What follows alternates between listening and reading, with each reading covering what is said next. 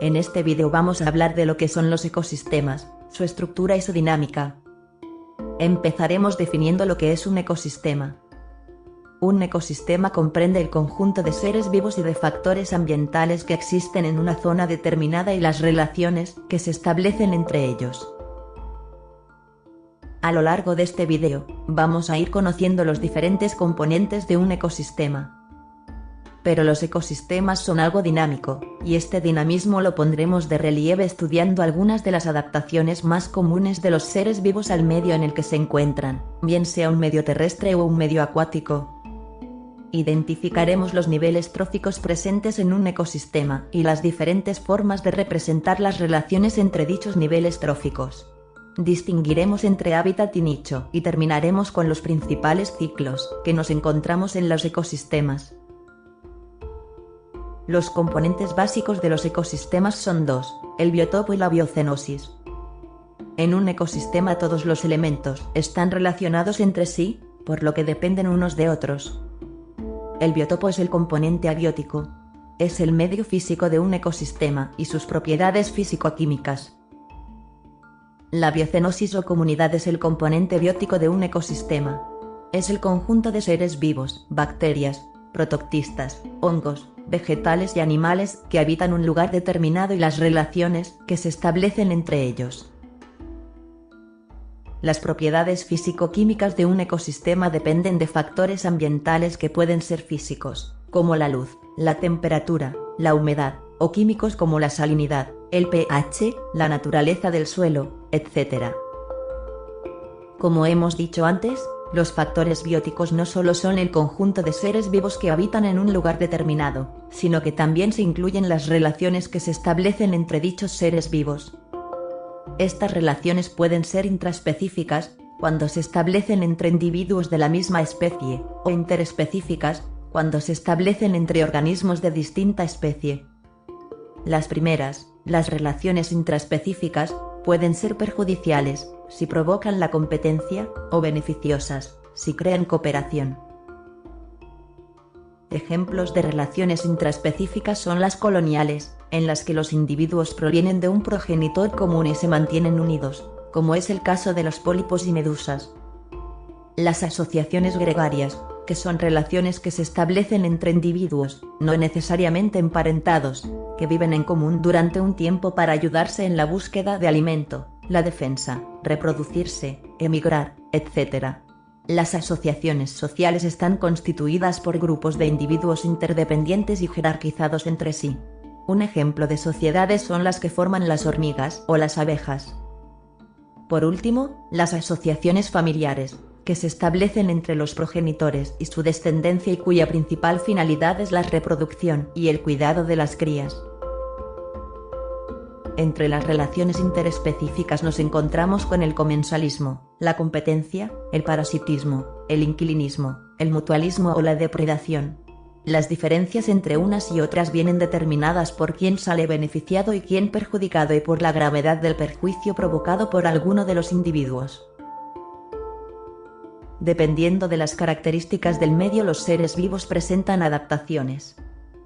Las principales adaptaciones al medio terrestre tienen que ver con la luz, con la humedad y con la temperatura. La luz origina estratificación en los vegetales, que intentan captar mejor la luz e influye en la actividad de los animales modificando, por ejemplo, su comportamiento, haciendo que puedan tener hábitos nocturnos o diurnos. Otras adaptaciones al medio terrestre hacen que existan individuos que pueden mantener su temperatura en un intervalo independientemente del medio, homeotermos, mientras que en otros individuos su temperatura corporal depende de la del medio, poikilotermos. Otras adaptaciones dan lugar a plantas hidrófilas o xerófilas, o hacen que los individuos desarrollen pelo o exoesqueleto.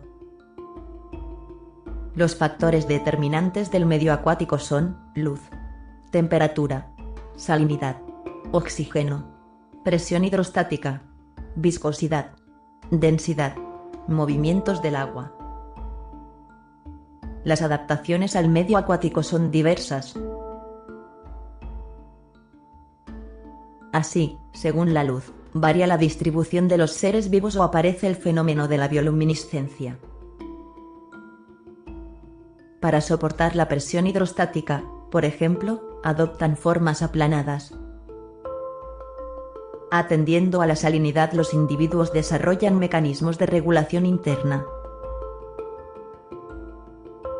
Se adaptan a la densidad y a la viscosidad mediante vejigas llenas de gas, aumentando su superficie corporal o mediante sistemas de propulsión adecuados.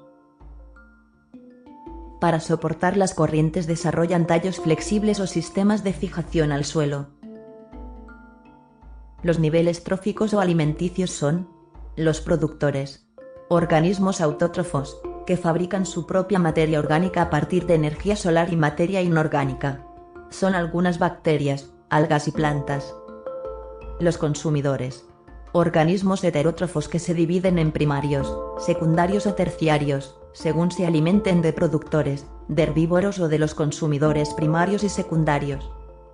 Los descomponedores, organismos heterótrofos que se alimentan de los restos orgánicos de los niveles anteriores. Las relaciones alimentarias que se establecen entre los seres vivos de un ecosistema se representan mediante cadenas o redes tróficas, en las que se une mediante flechas los distintos seres vivos indicando quién es comido por quién. Otra forma de representar gráficamente las relaciones alimentarias es mediante las pirámides tróficas.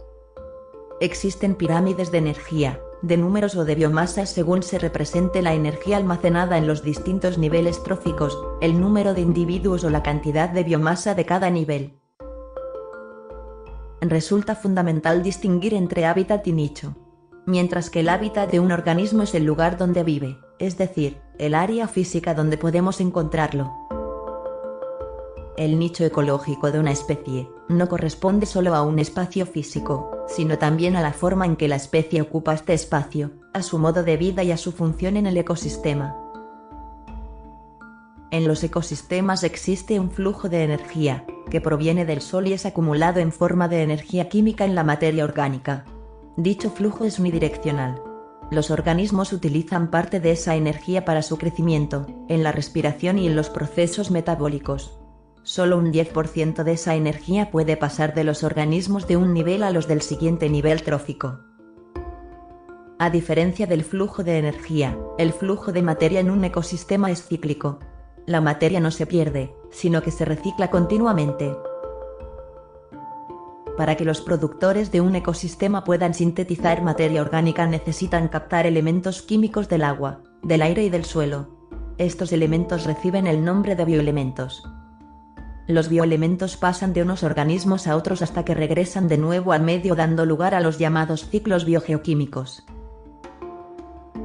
Los ciclos biogeoquímicos fundamentales son: ciclo del carbono, ciclo del nitrógeno, ciclo del fósforo. El ciclo del carbono. El carbono solo puede ser incorporado a las biomoléculas en forma de dióxido de carbono. Ciclo del nitrógeno. La fijación del nitrógeno se realiza a través de un determinado tipo de bacterias, por lo que todos los seres vivos de los otros niveles tróficos dependen de estas bacterias para utilizar el nitrógeno atmosférico. Ciclo del fósforo. La proporción de fósforo en la materia viva es relativamente pequeña, pero su papel es esencial para la vida.